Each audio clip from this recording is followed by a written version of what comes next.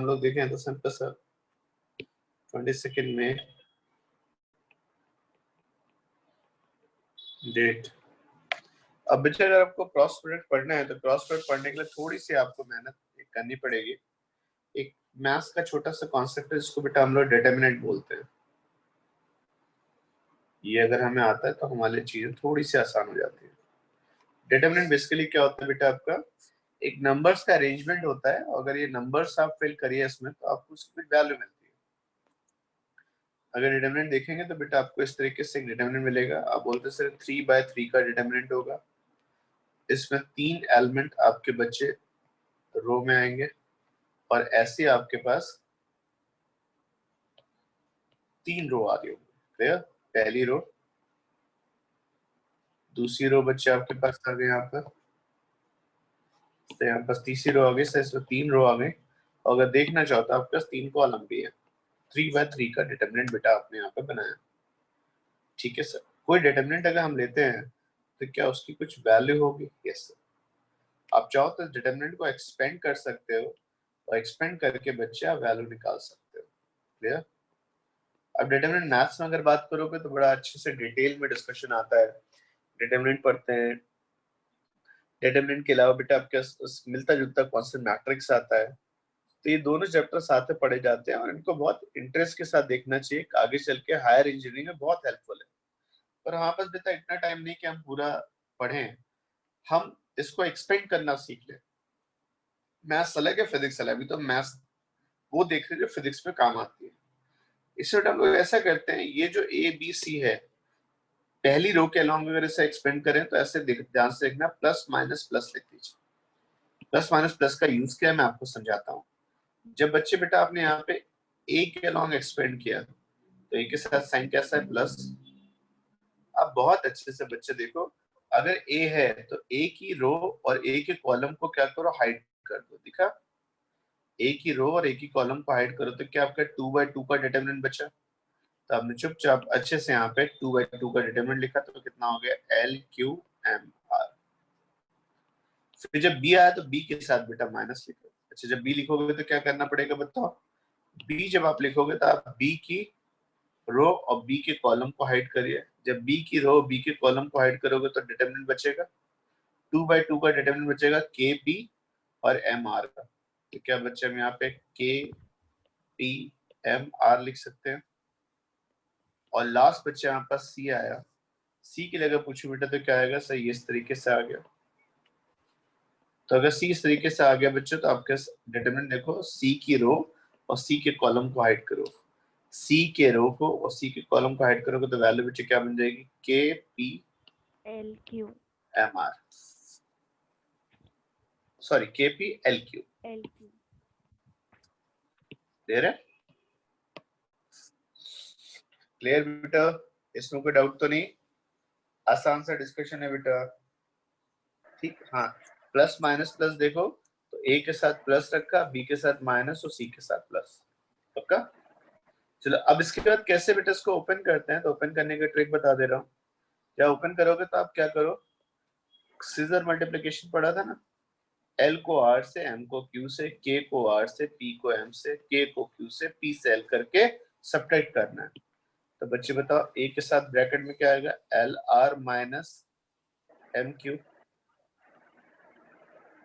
KR minus MP, और C के साथ क्या बनेगा? KQ minus PL। क्या बच्चे हम इसकी वैल्यू सॉल्व कर सकते हैं? yes. तो कोई भी डिटरमिनेंट बेटा आप लिखोगे तो पहले हमें उससे क्या करना है? एक्सपेंड करना है। जब आप किसी रो किसी भी एलिमेंट के अलोंग अगर उसे एक्सपेंड करोगे तो ए के अलोंग तुमने उसे एक्सपेंड किया तो तुम्हारे पास जो बचेगा वो 2/2 का डिटरमिनेंट होगा। बी के अलोंग करोगे तो 2/2, सी के अलोंग करोगे तो 2/2। क्लियर? डाउट तो नहीं बेटा इसमें? क्लियर? तो मैं आपको एक छोटा सा क्वेश्चन बेटा दे रहा हूँ, आपको इस डिटरमिनेंट की वैल्यू बेटा बतानी है। ठीक, आपको डिटरमिनेंट बताया गया ये 1 2 3 4 6 8। ठीक, नेक्स्ट पिक्चर आपने आप लिख दिया 12 4 2। ओके, जरा इसकी वैल्यू बताइए बेटा क्या आ रही है। फाइंड द वैल्यू, क्वेश्चन ऐसा आएगा, find the value of number arrangement. Find the value of determinant.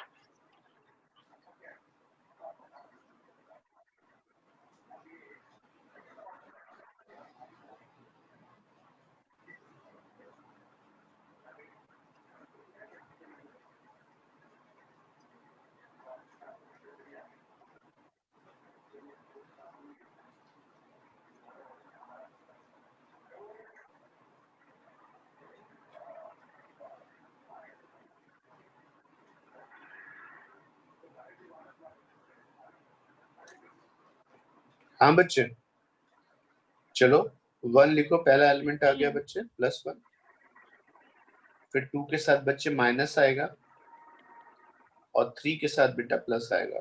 Determinant लिखे जाए बेटा, मैंने ट्रिक बताई। 1 के लिए लिखोगे तो 1 की रो और 1 के कॉलम को हाइड कर दो, तो क्या बचा बेटा 6 4 8 2। Clear?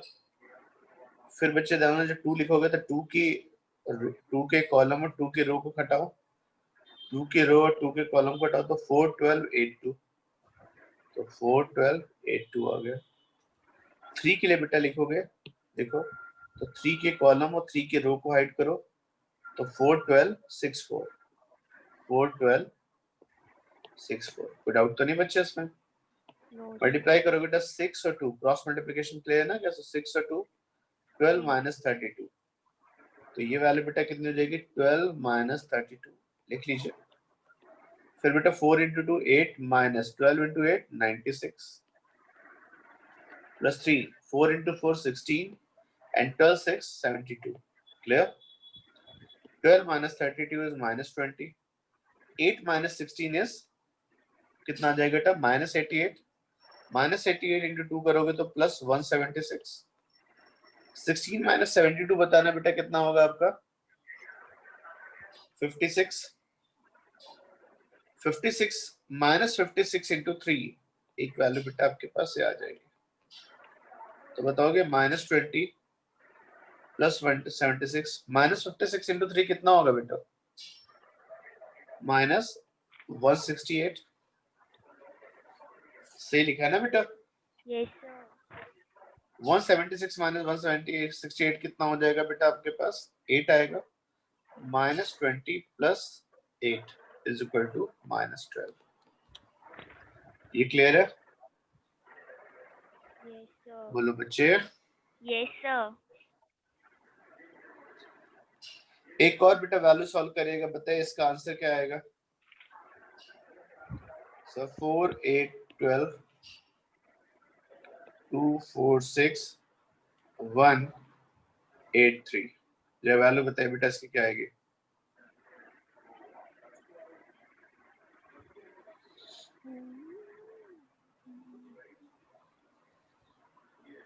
Find value of determinant.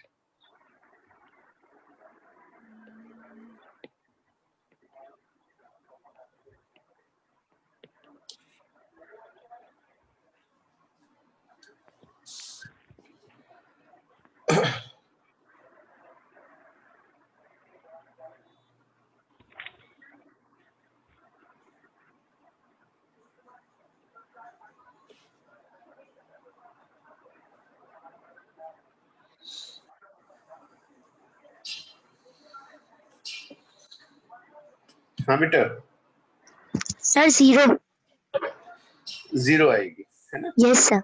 अब बच्चे जब मैथ्स में आप पढ़ोगे ना, देखो मैथ्स में ऐसे बोला जाता है, मैं आपको सिखा दे रहा हूँ, आप चाहो तो इसमें से 4 8 12 में से इसको चाहो तो ऐसे लिख सकते हो, ये जो डिटरमिनेंट था इसमें से 2 कॉमन ले लो, तो ऊपर वाली वैल्यू हो जाएगी 2 4 6 2 4 6 1 8 3। अगर गलती से बेटा कोई दो रो, एनी 2 रोज, है ना, या फिर एनी 2 कॉलम्स अगर सेम हो जाए, एनी 2 रो या एनी 2 कॉलम सेम हो जाए, तो हमेशा जाना डिटरमिनेंट की वैल्यू 0 ही आएगी। तो आप देख के बता सकते थे इसका आंसर 0 आएगा, लेकिन अगर किसी बच्चे ने सॉल्व करने की कोशिश करी तो मैं उसको सपोर्ट करूंगा। 4863 लिखा होगा, -8 के साथ 2163 आया होगा, +12 के साथ बेटा 2148 आया होगा। ठीक, तो वैल्यू कितनी है? 4312, 12 माइनस 8 और 6 बेटा मल्टीप्लाई करोगे तो कितना आ जाएगा बेटा? 48 -8, 3 to 6, 6 minus 6 कितना हो गया? 0। 12 2 minus 4, क्लियर? 12 minus 48 बेटा कितना आ जाएगा आपके पास? -36। एक सर मिनट, वहाँ पे कहीं कुछ 16 मिस्टेक। आएगा। 18 minus 4 होगा ना? Sorry 16 minus 4। 16 माइनस 4। 16 minus 4, हाँ ये 8 था, सॉरी बच्चे, हाँ वो मेरे को 1 दिख रहा था, ठीक है ना? तो ये वैल्यू बेटा आपके पास कितने आ जाएगी? 16 minus 4। 12 minus 48 कितना हो जाएगा? -36, -36 into 4, ये तो 0 हो ही गया। 12 16 minus 4 कितना हो जाएगा? 12, 12 into 12 कितना हो गया? 144, और -36 into 4 कितना हो गया? 144, वैल्यू 0 आ गई ना। तो डिटरमिनेंट क्लियर है बेटा, बहुत ज्यादा डेप्थ में नहीं जा रहे हैं, 10 मिनट से ज्यादा इस पे देने का मतलब नहीं होता है, क्लियर? अब बच्चे बात आती है सर डिटरमिनेंट अगर मान लो चलो सर ठीक है 0 हो गया, ये हमने वैल्यू सॉल्व कर लिया, डिटरमिनेंट का हमारे लिए क्या यूज है? बेटा डिटरमिनेंट को हम लोग यूज करते हैं किसके लिए? क्रॉस प्रोडक्ट के लिए। अगर आपको कभी क्रॉस प्रोडक्ट निकालना हो तो मैंने बोला ना डिटरमिनेंट क्या होता है? अरेंजमेंट होता है। तो ए क्रॉस बी में बेटा पहली लेयर किसकी बनाओगे बच्चे? आई, जे और के की।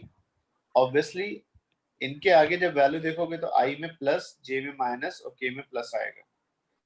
अब पहली लेयर तो आई जे के की बनाएंगे, दूसरी लेयर बेटा हमेशा ध्यान रखना जो मल्टीप्लिकेशन में पहले आ रहा है उसके कंपोनेंट ax, ay, az, और जो दूसरा आ रहा है बेटा bx, by, bz।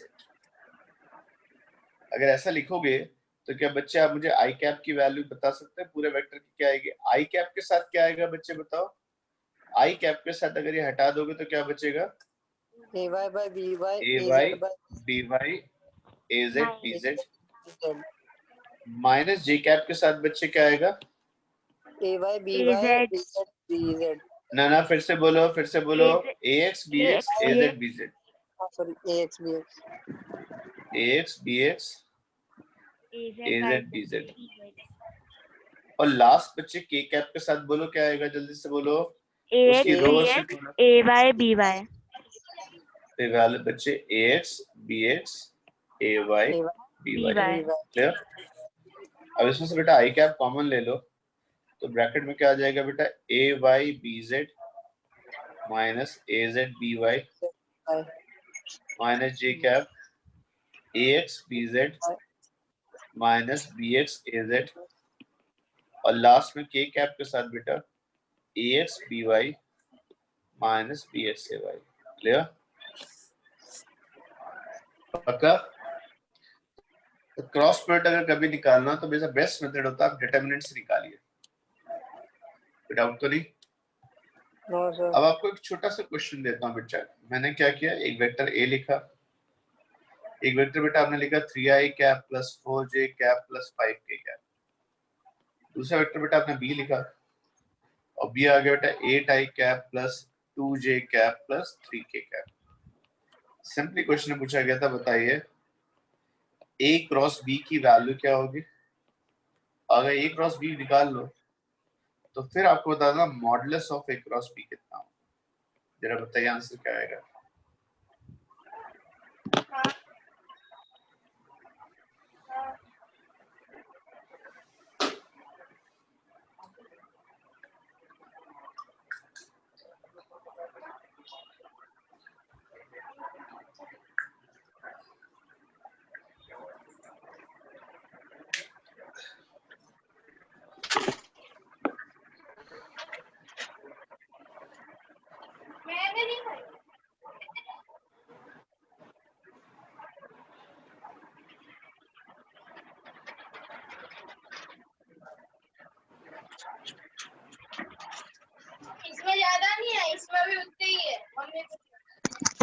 Sir yes बेटा, ए क्रॉस बी की वैल्यू आ रही है 2i cap plus 31j cap minus 18 cap.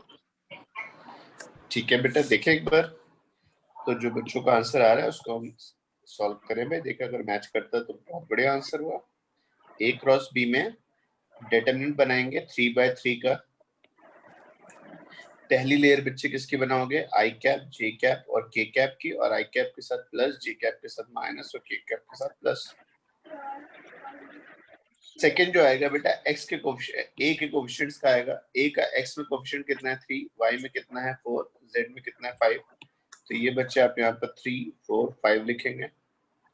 जब बच्चे आप b के लिए लिखोगे तो b के लिए बेटा क्या हो जाएंगे, b के कॉम्पोनेंट हो जाएंगे 8, 2 एंड 3।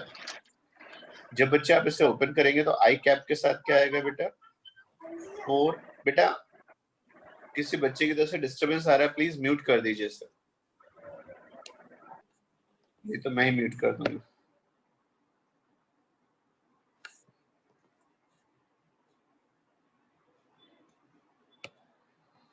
ठीक, 4253 बेटा इस तरीके से आया। फिर आपने बेटा लिखा है माइनस जे कैप। माइनस जे कैप के साथ क्या आ जाएगा बेटा 3853। ओके सही है ना।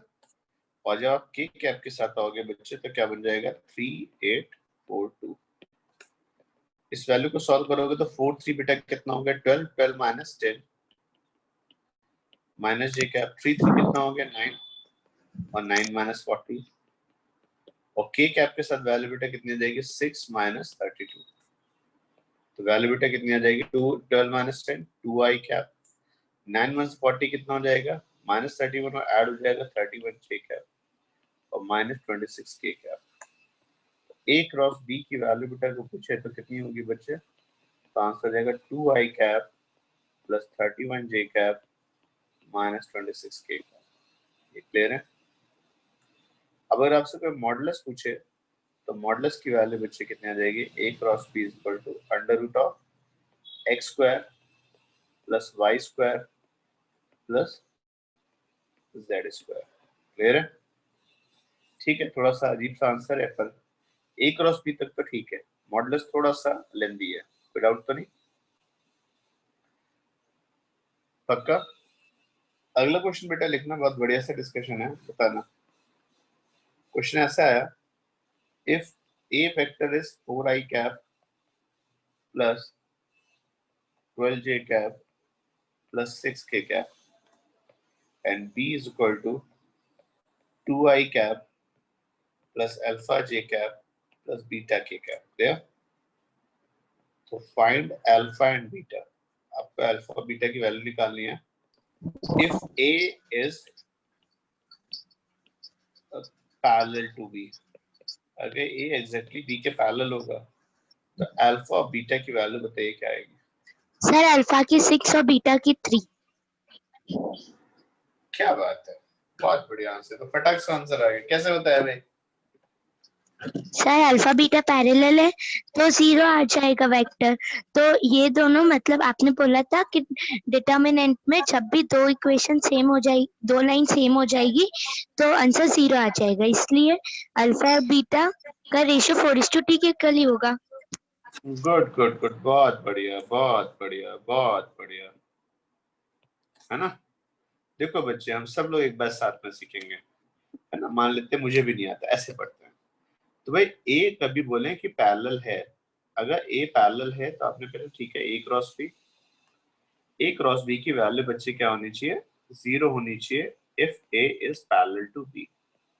नो डाउट एंटी पैरेलल में भी यही आता है।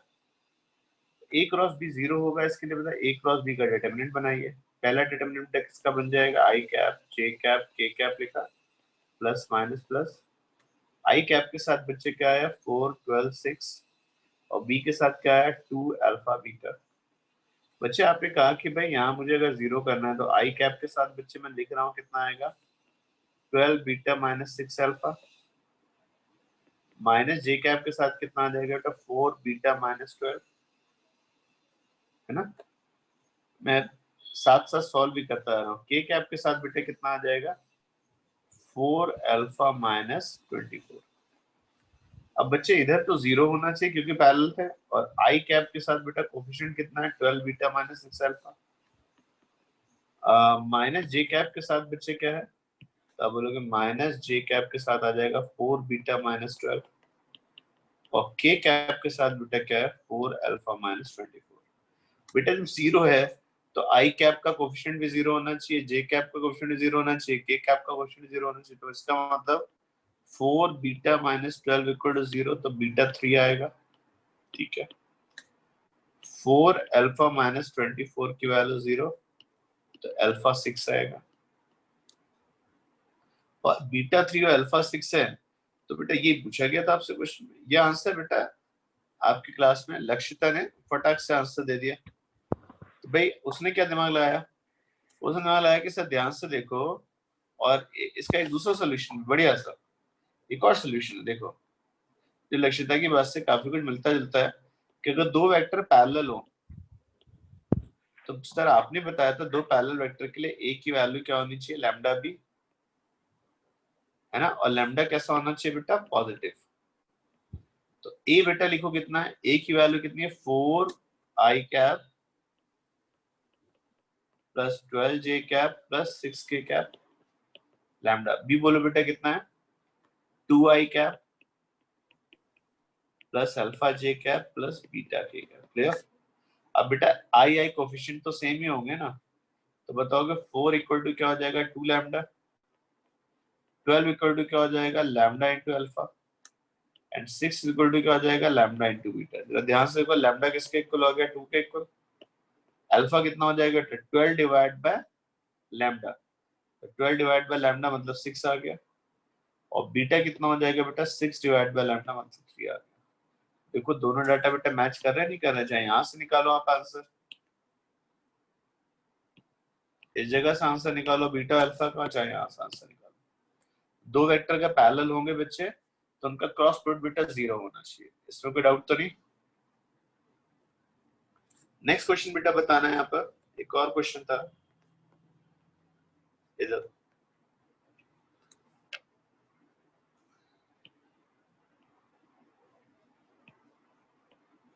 दो वेक्टर बेटा आपने लिया यहाँ पर, एक वेक्टर बेटा आपने कितना ले लिया बेटा यहाँ पर 3 I cap plus 3 root 3 J cap, और दूसरा वेक्टर बेटा क्या था B cap is equal to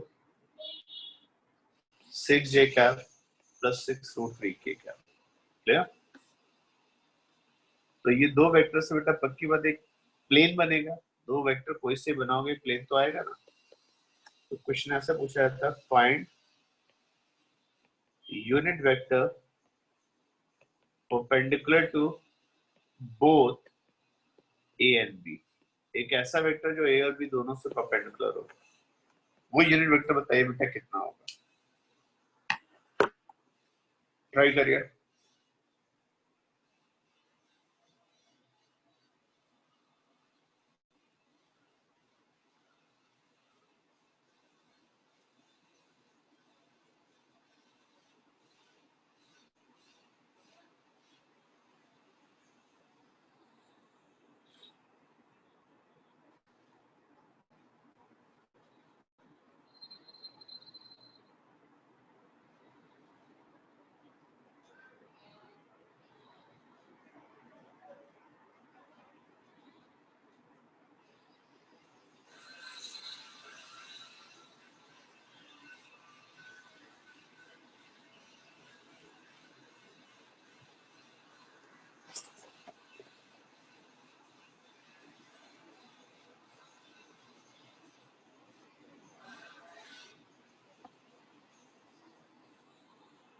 बताइए बेटा।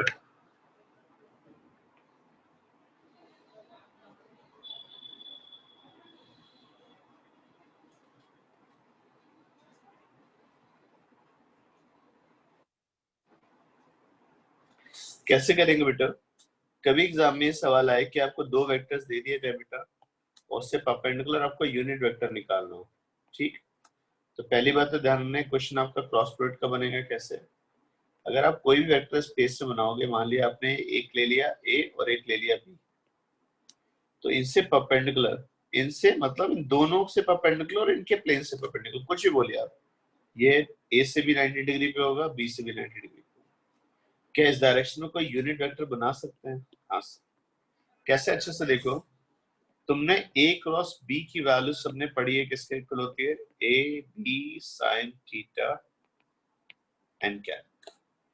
तो इस हिसाब से एन कैप किसके इक्वल हो गया? ए क्रॉस बी किससे डिवाइड कर दीजिए बेटा? ए बी साइन थीटा से। सर ए क्रॉस बी तो निकाल देंगे, ए बी साइन थीटा कैसे निकालें? अरे बच्चे दिमाग नहीं लगाना है। ये ए क्रॉस बी आया और A B sine theta basically modulus of A cross B हुई ना। तो अगर क्रॉस प्रोडक्ट निकालो, क्रॉस प्रोडक्ट के मैग्नीट्यूड से डिवाइड कर दोगे तो आपको वो यूनिट वेक्टर बनेगा जो दोनों के प्लेन से पास होता हुआ पर 90 डिग्री पर होगा। क्लियर? जरा बताइए हमारे केस में आंसर क्या आएगा? Unit vector perpendicular to both A and B.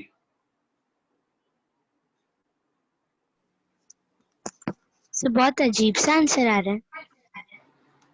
कोई बात नहीं बेटा, अजीब सा आंसर आ रहा है तो हम देखेंगे ना क्या आंसर है। देखें, चल ए क्रॉस बी निकालिए बेटा, कितना आ रहा है? ए क्रॉस बी की वैल्यू बेटा देखो क्या होगी। पहली लेयर किसकी बनेगी? आई कैप जे कैप के कैप की। ए क्रॉस बी में चलोगे तो वैल्यू क्या आ गई? 3 एंड 0। ठीक, जब बी का लिखोगे बच्चे तो उसका आई नहीं था तो उसका 0 लिखोगे, इधर 6 और 6√3 आएगा। क्लियर? अब बच्चे आप एक्सपेंड करिए, आई कैप को जब लिखोगे तो क्या ट्रिक सिखाई? उसकी रो उसकी कॉलम को हाइड करिए बेटा। तो आई कैप के साथ बच्चे क्या आ जाएगा? 3√3 6 माइनस जे कैप के साथ क्या आएगा बेटा? बोलो 3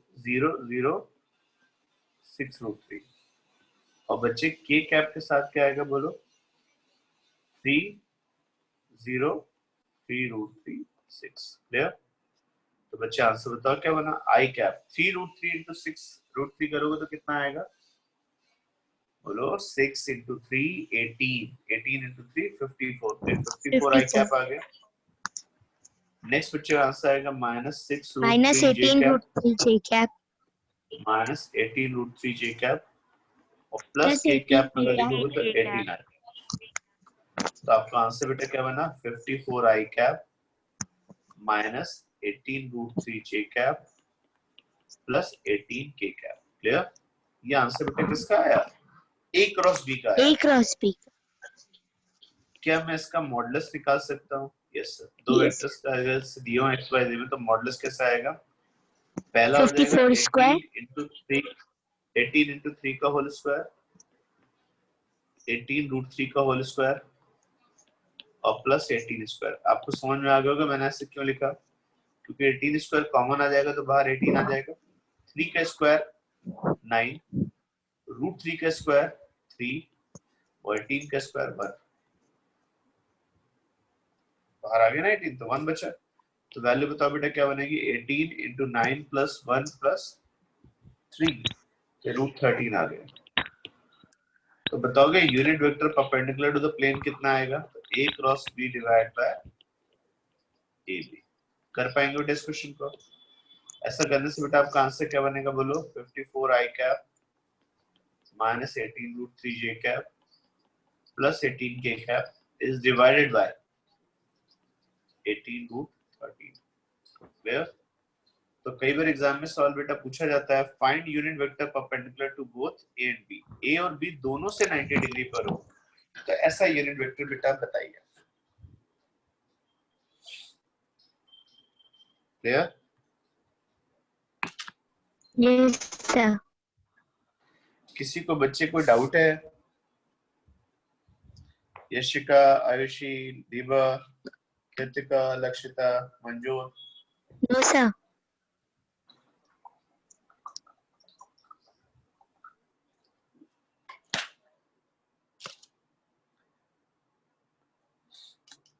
Piyush, any doubt? No sir, आगे समझ। मंजोत, तेरे हेडफोन ठीक हो गए? नहीं सर, नए ऑर्डर किए हैं, वो 26 को आएंगे। डिलीवरी हो रही है अमेजोन से? तो हो रहा है ना शायद, अब अमेजोन तो ले रहा है। यस सर, मंगाए हैं ना, 26 को आएंगे। क्या? चलो, 26 तारीख को। तो ये पॉइंट पक्का बेटा। तो क्रॉस प्रोडक्ट बेटा देखा जाए तो एप्लीकेशन के नाम पे क्या है बेटा? तो सिंपल सा, आप पहले एक क्रॉस बी निकालिए, फिर यूनिट वेक्टर निकालिए। इससे बेटा एक और आगे बढ़िया चीज आती है, ठीक कि हमारा वेक्टर्स का एक तरीके से लास्ट पॉइंट ही है ना, area of triangle. Sir area of triangle तो सर हमारा मैथ्स में था बच्चे, वेक्टर अलजेब्रा में भी एरिया ऑफ ट्राइंगल आता है, नो डाउट। फिजिक्स में इसका कोई यूज नहीं है, पर बच्चे जब आप बुक्स सॉल्व करते हो तो उन बुकलेट्स में ये सवाल आएगा, जरूर आएगा। तो सवाल क्या हो बच्चे, पहली बात तो ये आई कि क्या मेरे पास ये ऐसा हो सकता है कि दो वेक्टर मिलके एक ट्राइंगल डिफाइन करते हैं? देखने तो ऐसा लगता नहीं है, पर तुम खुद दिमाग लगाओ, अगर ए और बी ऐसे हैं, इनके वर्टेक्स पक्के हैं, टेक्निकली तुमने तीनों वर्टेक्स डिसाइड कर लिए ना, दो वेक्टर जरूर हैं पर वर्टेक्स तो तीनों बने हुए हैं, तो तुम्हारी जो थर्ड साइड है, जो मिसिंग साइड है, उससे मतलब ही नहीं, बस उसको ड्रॉ कर दो। तो क्या ट्राइंगल बना? नहीं बना। क्या ट्राइंगल बच्चे अच्छे से ध्यान से देखो, ये ट्राइंगल बना, इसका सर बाउंडेड रीजन में कुछ तो एरिया आएगा ना। देखो ये बेटा आपसे पूछा गया था, एरिया बताइए इस साइड में अंदर टोटल एरिया कितना होगा। क्लियर? तो बच्चे बताओ एरिया कैसे निकाला जाएगा? सर आपने हमें सिखाया था, इस चीज को बेटा मैं क्या करता हूँ, यहाँ से कॉपी करके निकाल लेता हूँ और यहाँ पे पेस्ट कर देता हूँ। ठीक, अब बच्चे सबको पता है कि ट्राइंगल है, तो ट्राइंगल में एरिया अगर निकालना है तो ये पता हो आपको, जिसको हम लोग हाइट बोलते हैं, और ये पता हो जिसको हम लोग बेस बोलते हैं, तो काम बन जाता है। तो एरिया ऑफ ट्राइंगल बच्चे बताना कितना होगा? तो एरिया ऑफ ट्राइंगल की वैल्यू बता जाएगी half base into height. Base basically अगर ध्यान से देखो तो बेस जो है ए का मॉडुलस हुआ ना, बेस जो होगा ए का मैग्नीट्यूड हुआ, तो जहां बेटा बेस आ रहा तो वहां पे क्या लिख सकते हो बेटा, मॉडुलस ऑफ ए। और अगर बच्चे में ये एंगल थीटा मानो तो ऑनेस्टली बताना बेटा, साइन थीटा किसके इक्वल होगा? साइन थीटा होगा perpendicular divide by hypotenuse. Sine theta क्या होगा बच्चे? Perpendicular divide by hypotenuse. तो सिंपल साइन थीटा की वैल्यू बताओ, h डिवाइड बाय b आएगी, तो जो h होगा उसको क्या लिख सकते हो? b sine theta. तो h की वैल्यू बच्चे आपने b साइन थीटा लिख दी। इसको अगर ठीक से देखो तो क्या ये half A B sine theta नहीं हुआ? और बच्चे ए बी साइन थीटा हमारी फिजिक्स में किसके इक्वल हो जाता है बेटा? Simply A cross B. तो अगर दो वेक्टर्स बेटा आपको दिए हो तो क्या उनसे बनने वाला ट्राइंगल का एरिया सिंपल सा है, half modulus of A cross B. Clear? सवाल आएगा, उठा लोगे, क्रॉस प्रोडक्ट निकालिए, मैग्नीट्यूड निकालिए, और उसको अगर 2 से डिवाइड कर देंगे तो आपको एरिया ऑफ ट्राइंगल मिलता है। तो area of triangle will be like half modulus of A cross B. इसमें कोई डाउट तो नहीं? सर ठीक है, हम आपकी बात मान गए, एरिया ऑफ ट्राइंगल ऐसा है। फिर अगर मान लो बच्चे इसी चीज में अगली कड़ी में आपसे वो पूछ लेते हैं, एरिया ऑफ पैरेललोग्राम बताइए। सर पैरेललोग्राम का एरिया भी क्या हम लोग वेक्टर से लिख सकते हैं? कोशिश कर सकते हैं बेटा। देखें आप अच्छे से देखो, ये जो फिगर सर ए आपने क्रॉस बी। बहुत बढ़िया, मेरी बहुत सारी ब्लेसिंग्स आपके लिए, सब बच्चों के लिए, मंजोत के लिए, दीवा के लिए, जितने बच्चे सबके लिए। आप अच्छे बच्चे हो और जेई में बिल्कुल टॉप की रैंक हो। ठीक है, अब बच्चे मैंने यहाँ क्या किया, इसको मैंने यहाँ पे पेस्ट किया। पेस्ट करने के बाद मैंने कहा कि सर ये तो पैरेललोग्राम नहीं बन रहा है, पैरेललोग्राम बच्चे नहीं बनना, मैंने बोला भी नहीं बनाना, पर कोशिश तो करो। सबको पता है बेटा पैरेलल वेक्टर अगर ऐसे ले आओगे, ये ए बना और ये इसके आगे बी बना। सर ध्यान से देखिए, ये भी तो आपका वही ट्रायंगल बना ना। इसका कुछ भी एरिया होगा, मान लेते हैं इसका एरिया कितना बेटा ए है, तो श्योरली बेटा ये जो पैरेललोग्राम होगा उसके दो पार्ट आएंगे। एक आपके पास ये ग्रीन वाला ट्रायंगल आ गया, एक आपके पास बेटा येलो वाला ट्रायंगल आ गया। पर एक बात पक्की है बेटा, दोनों ट्रायंगल का एरिया तो सेम ही होगा ना। ये एरिया ए आ गया, तो टेक्निकली कोई पूछे सा एरिया ऑफ पैरेललोग्राम क्या होगा, area of parallelogram will be like twice of half of modulus A cross B. इसका मतलब कैंसिल होके बेटा बढ़िया सी चीज आ गई कि अगर दो वेक्टर्स पता हो तो उनके क्रॉस प्रोडक्ट का वैल्यू से हम एरिया निकाल सकते हैं। एरिया किसका, पैरेललोग्राम।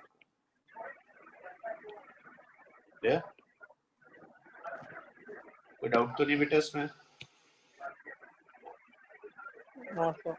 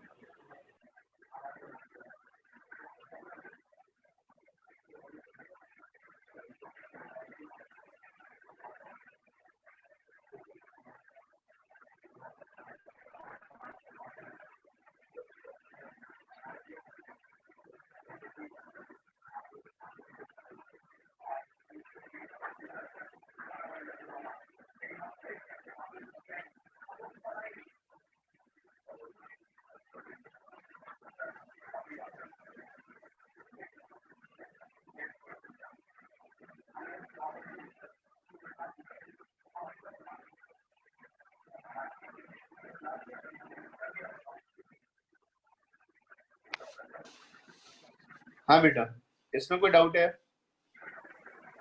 तो बच्चे अभी हमारे पास जो स्टेटस है इस समय बेटा, मैंने आपको पूरा मैथमेटिकल टूल्स वाला कॉन्सेप्ट एक्सप्लेन कर दिया है, मैंने वेक्टर्स वाला डिस्कशन आपको समझा दिया है, और नया टॉपिक बेटा हम जो स्टार्ट करेंगे अब वो मंडे से करेंगे। ठीक, तो मैं एक बार आपको बेटा इसका रिवीजन करा दे रहा हूँ, किसी पॉइंट में किसी बच्चे का कोई डाउट हो तो मुझसे पूछ सकता है। ठीक, नया चैप्टर बेटा अभी लास्ट के टाइम पे मैं स्टार्ट नहीं कर सकता, कुछ क्वेश्चंस करा दूंगा अभी मैं आपको, पर एक ब्रीफिंग भी दे देता हूँ।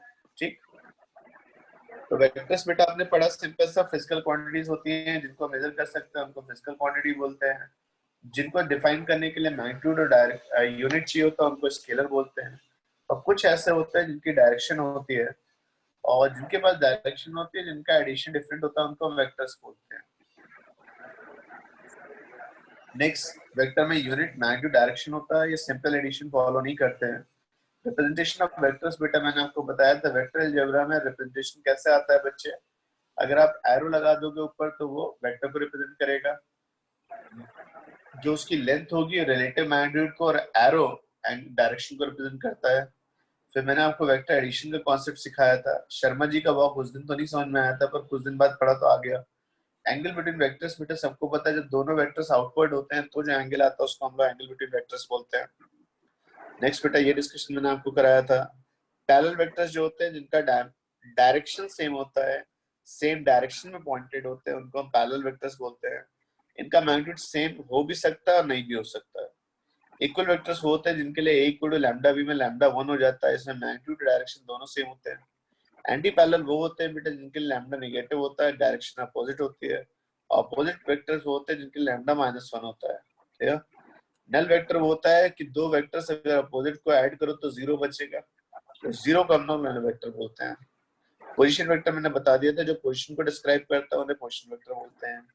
यूनिट वेक्टर वो होते हैं जिनका मैग्नीट्यूड बेटा 1 होता है। ठीक है, ये आपके पास आ गया बेटा, मैंने वेलोसिटी का डिस्कशन आपको दिया था, फोर्स से आपको समझाया बेटा। ये पॉइंट मैंने कई बार क्लास में डिस्कस किया कि unit vector is equal to क्या होता है, a divide by modulus of a।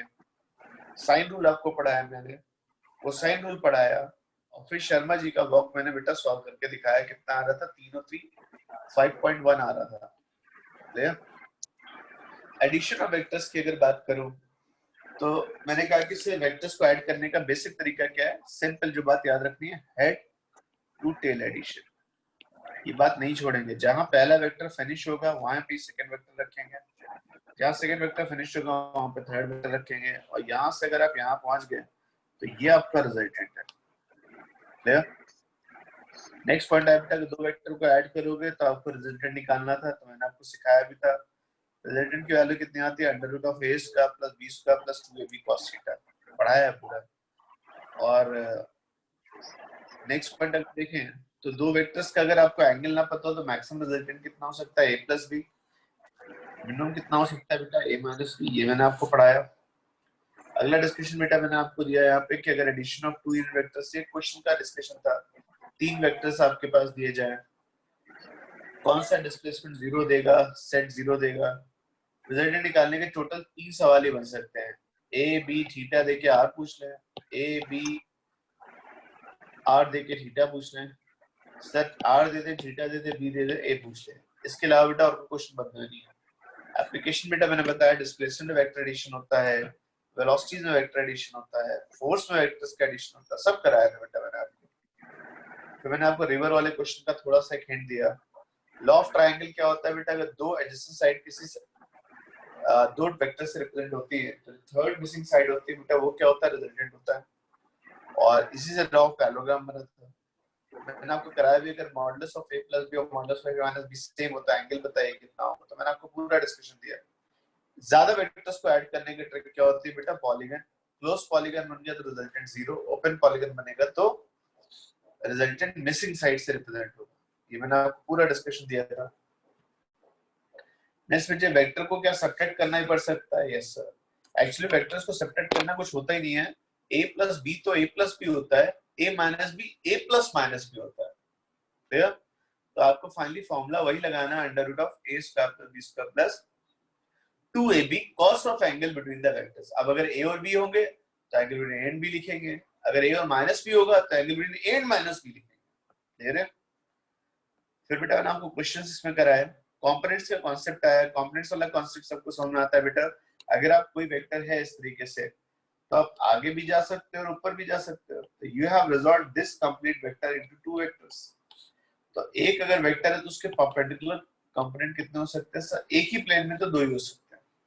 हाँ, प्लेन से बाहर निकलोगे तो तीन हो जाएंगे। ये बेटा आपको मैंने सिखाया था 6i cap plus 6j cap का मैग्नीट्यूड कितना होगा, under root of x square plus y square, ये कराया गया आपको। और एंगल क्या होगा वो भी लिखवाया गया था। नेक्स्ट वाला डिस्कशन आता है, वेलोसिटी को लिख के दिखाया, फोर्स लिख के दिखाया है। a थीटा से xy बनाया जा सकता है, a थीटा से xy कितना हो जाएगा, ax equal to a cos theta, ay equal to a sin theta. और ax ay से क्या एंगल निकाला जा सकता है, सर बहुत सारे क्वेश्चन बेटा आपको मैंने कराया इसमें, वेलोसिटी के, स्लाइड के। फिर बात समझ में आई कि अगर वेक्टर का मैग्नीट्यूड निकालना है तो एक ट्रिक होती है, मॉडुलस से डिवाइड कर दीजिए। अगला डिस्कशन बेटा मैंने फोर्सेस को और कराया आपको, और मैंने साफ साफ बात एक कह दी, जो मेन वेक्टर होता है बेटा वो हाइपोटेन्यूज होता है, और बाकी दो कंपोनेंट होते हैं परपेंडिकुलर और बेस आते हैं। एडिशन ऑफ वेक्टर्स अगर पूछा जाए बेटा तो क्या होता है, तो वो आपने पढ़ा। नेक्स्ट, एडिशन वेक्टर तो सबसे बढ़िया चीज थी, x x ऐड कर दो, y y ऐड कर दो, तो आपको कोएफिशिएंट मिलते चले जाएंगे। ये फिर मैंने आपको लास्ट दिन पे क्वेश्चंस कराए थे, दो या दो से ज्यादा वेक्टर्स को कैसे ऐड करें। स्केलर प्रोडक्ट बेटा मैंने कल आपको पढ़ाया, a dot b is equal to क्या हो जाएगा, ax by bx plus ay by plus az bz। और फिर बच्चे मैंने आपको यहाँ पर क्रॉस प्रोडक्ट पे आ गए थे। मेरी तरफ से बेटा इसमें एक छोटा सा पॉइंट बेटा बच गया था, इसको हम लोग बोलते हैं बेटा डायरेक्शन कोसाइंस। बाकी क्रॉस प्रोडक्ट में determinant, area of triangle, area of parallelogram करा दिया बेटा।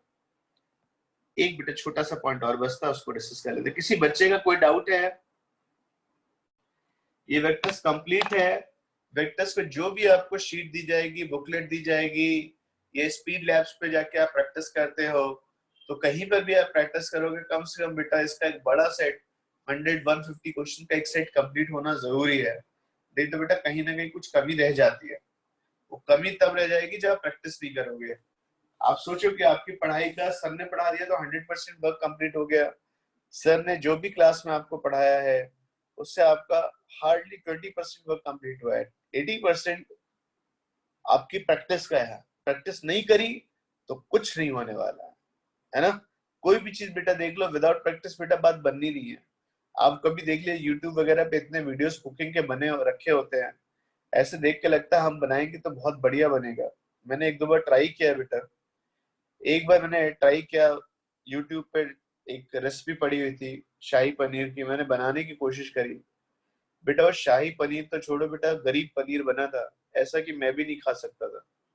हाँ, दिखने में अच्छा लग रहा था, पर जब आता नहीं है तो क्या है। ये बात बिल्कुल परफेक्ट एग्जांपल इस बात की, विदाउट प्रैक्टिस, हाँ मैं 3-4 बार प्रैक्टिस करूंगा तो शायद अच्छा बना लो, पर विदाउट प्रैक्टिस बेटा अगर आप सोच रहे हैं किसी भी चैप्टर का, स्पेशली आ सकता है। एक set number of questions her chapter के आपको करने ही करने हैं। तो जो लास्ट पॉइंट आता है बच्चे मेरे पास यहाँ पे डायरेक्शन कोसाइंस का आता है। अच्छे से देखो, सैटरडे संडे वाले टाइम में बेटा आप लोग टाइम को यूटिलाइज करिए, और जो नेक्स्ट चैप्टर है बेटा यूनिट डायमेंशन एरर्स वाला, उसकी आप पढ़ाई चालू कर दीजिएगा। सेकंड चैप्टर है, उसको प्रॉपर्ली रीड करिए एक बार, बिल्कुल बेमन से, नहीं समझ में आएगा पढ़ो, पढ़ते जाओ। पहली बार पढ़ोगे कुछ 5-10% दिमाग में बैठेगा ना, एक बार और रीड करो, फिर जब वो दोबारा पढ़ोगे तो आपको हाँ सर बात तो समझ में आ रही है। तो डायरेक्शन को साइंस को पूछे क्या होता है, तो बड़ा सिंपल सा है। जब आप वेक्टर्स लिखते हो बच्चे 3D में, 3D में वेक्टर्स लिखने की ट्रिक क्या होती है बेटा, आप उसे ऐसे लिख देते हो AXI cap plus AYJ cap plus AZ की कैप। क्लियर? अब ये 3D में आ गया बच्चे, मैंने आपको करके दिखाया था। ये 3D में आपका AX आ गया, ये AY आ गया, और बाहर की तरफ क्या आ गया, AZ आ गया। दिख रहा है, ये AX, ये AY, ये AZ। अब अगर आप चाहो तो इसको ऐसे बॉक्स की तरह बना दीजिए बेटा, ना बोले शू बॉक्स जैसा बना दिया आपने। दिख रहा है?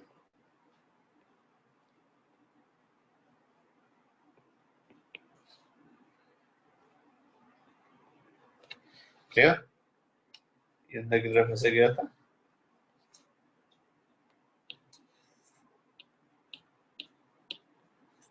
यस, अब बच्चों को पूछे सर वेक्टर कहाँ से स्टार्ट हुआ, सर ओरिजिन से स्टार्ट हुआ, यहाँ तक आया, तो इसके बैक साइड में अगर ज्वाइन करोगे तो सर ये वेक्टर ऐसा यहाँ पे आ गया होगा। क्लियर? हाइड हो गया पीछे पर AX, AY, AZ। अब 3D में कोई वेक्टर बेटा का बनाओगे, सोचोगे ऐसे बना दिया, तो जो वेक्टर बेटा आप A बनाते हो ना स्पेस में, क्या उस वेक्टर का X एक्सिस से कुछ एंगल होता होगा? Yes sir, alpha. उसका Y एक्सिस से कुछ एंगल होगा, बीटा, और Z एक्सिस से एंगल कितना होगा बेटा, गामा।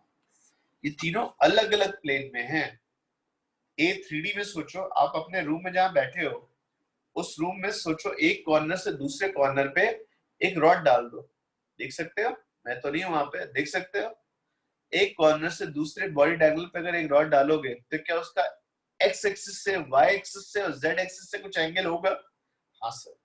अगर ये एंगल बेटा अल्फा बीटा गामा है, तो डायरेक्शन कोसाइंस जो होती है कॉस अल्फा, कॉस बीटा और कॉस गामा होती है। इनको बेटा हम लोग क्या बोलते हैं, डायरेक्शन कोसाइंस। नाम क्लियर है बेटा, साफ साफ क्या कह रहा है, ये वो कॉस वैल्यूज हैं जो आपकी डायरेक्शन को डिसाइड करते हैं।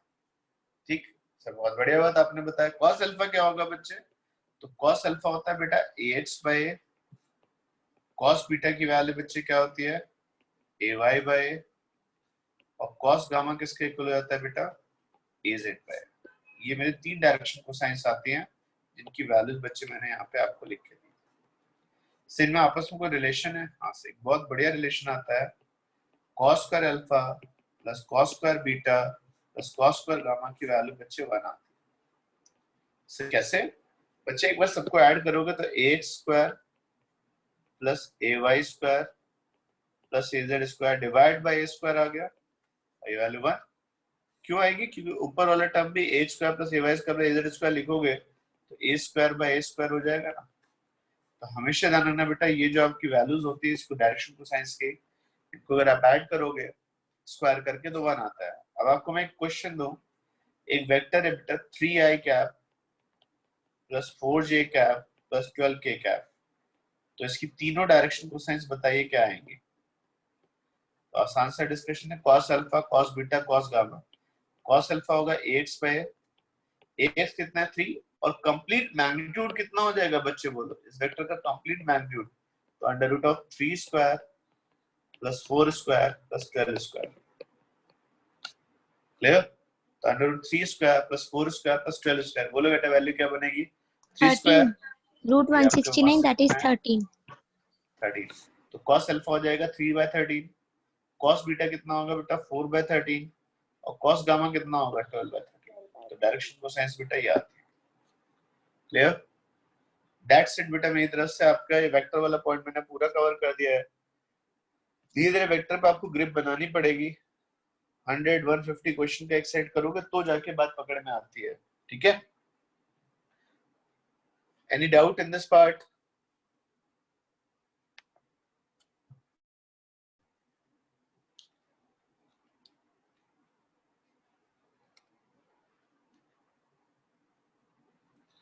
मंजोत?